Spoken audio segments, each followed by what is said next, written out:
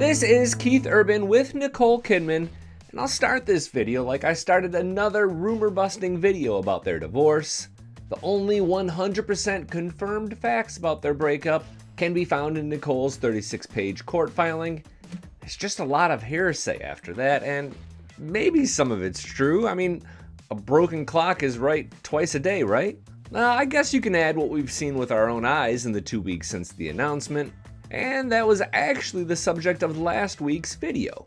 Nearly 1 million people on YouTube have trusted us to cover this story because we're peddling sanity over here. Trust me, I'm just as surprised as you are that there's such a hole in the market for truth, but here we are, carving up rumors like Thanksgiving turkey.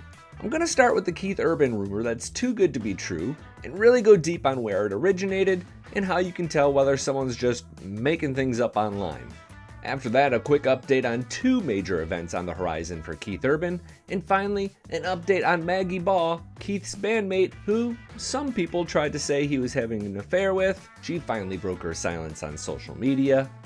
Okay, here's what I'm referring to. Per the London Evening Standard, but they're hardly alone in their reporting, Keith Urban's cocaine clause set to land him millions as Nicole Kidman files for divorce.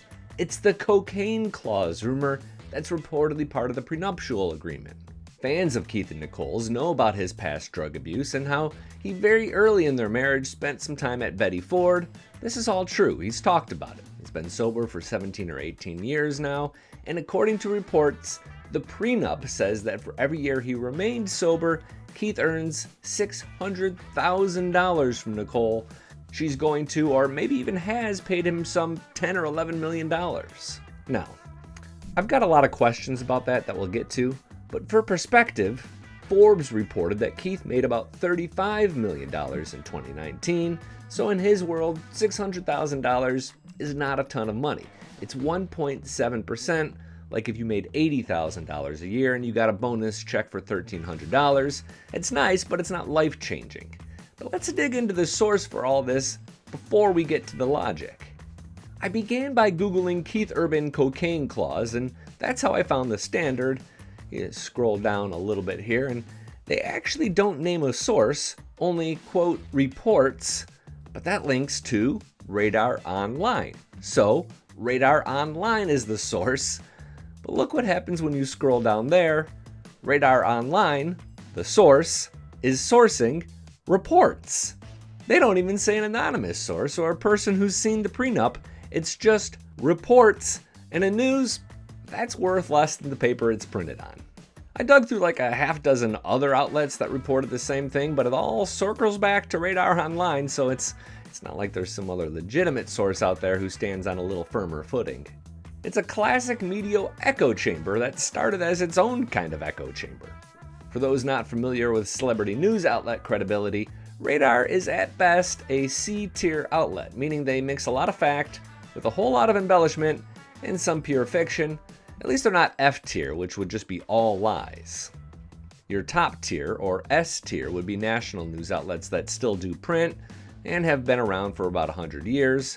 People magazine does print, which is why I'm going to call them A-tier, and that's important to note because People has been spreading a lot of Keith and Nicole rumors too, but they are all from an anonymous source. Below that, you have an outlet like TMZ at B-tier. TMZ breaks a ton of news, and sometimes they swing and miss. I know, they do a lot of tabloid trash, but you want to know who stayed away from this cocaine clause business? TMZ! It was a rumor too wild for TMZ, y'all. I mean, that should just be concerning. The thing that gets me was this question of why. As in, why would Nicole agree to this cocaine clause? I think I've heard of clauses that say if the husband cheats, then the wife gets everything. So in that spirit, some kind of punitive clause makes sense. Nicole wants some extra assurance that Keith won't relapse. It's harsh, but logical. There's nothing logical about paying someone over $500,000 just to stay sober year after year. Just say if he doesn't, you'll leave his ass and take half his money. I mean, the result's the same, right? None of this, it's worth pointing out, makes the 36-page divorce filing. In fact, there is not even mention of a prenuptial agreement, which makes you sort of wonder if that even exists.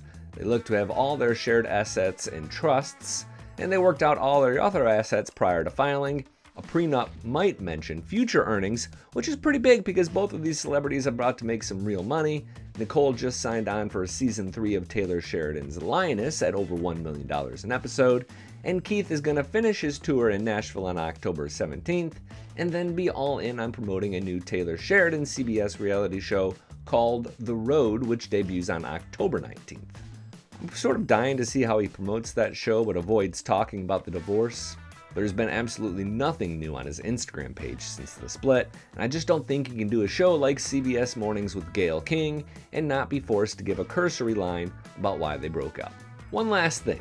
Subscribers may have seen me break down the truth about Maggie Baugh and Keith Urban in a video titled Keith Urban and Maggie Baugh, The Truth is Obvious. She's moving forward. Last week, Maggie posted to social media for the first time since a short blackout. There's nothing Keith related, just a new song called The Devil Win, and news of a Grand Ole Opry appearance. I'm told she won't be with Keith as he finishes his tour this fall. I'm Billy Dukes for Taste of Country. Thanks for watching, and thanks for subscribing.